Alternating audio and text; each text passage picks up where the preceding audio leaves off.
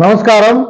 భారతదేశంలో సరిగ్గా 50 సంవత్సరాల క్రితం అంటే 1975 జూన్ 25వ తారీఖు అర్ధరాత్రిన భారతదేశంలో ప్రజాస్వామ్యాన్ని కూనీ చేస్తూ ఆనాటి ప్రధాని శ్రీమతి ఇందిరాగాంధీ అప్పటి రాష్ట్రపతి ఫక్రుద్దీన్ అహ్మద్ అలీ గారి తోటి 324 అధికరణతో ఈ దేశంలో అత్యవసర పరిస్థితిని విధించడం జరిగింది.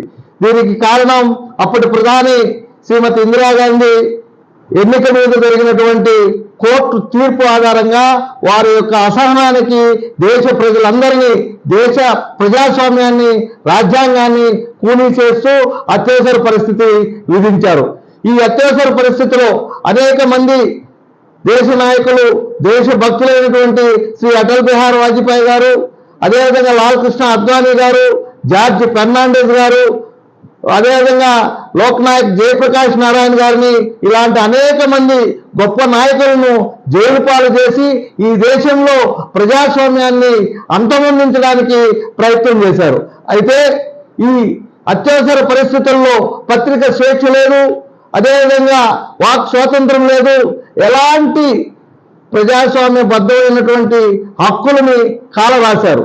ఈ చీకటి చరిత్ర నేటి తరానికి కూడా తెలియజేయడం కోసంగా ఎన్సీఆర్టీ వారు ఈ చరిత్రని అచ్చువేయించి విద్యార్థులకి అందజేశారు. ఇది ఒక మంచి పరిణామం.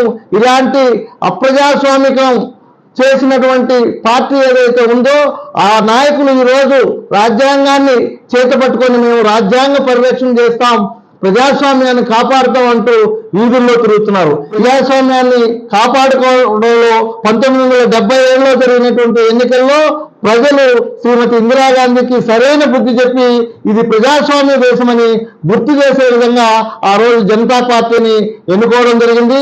ఈ రోజు కూడా ఈ దేశంలో జరుగుతున్నటువంటి అప్రజాస్వామిక చర్యల్ని ప్రజాస్వామ్యవాదులందరూ కూడా కలిసికట్టి తిప్పికొట్టాల్సిన అవసరం ఎంతైనా ఉంది.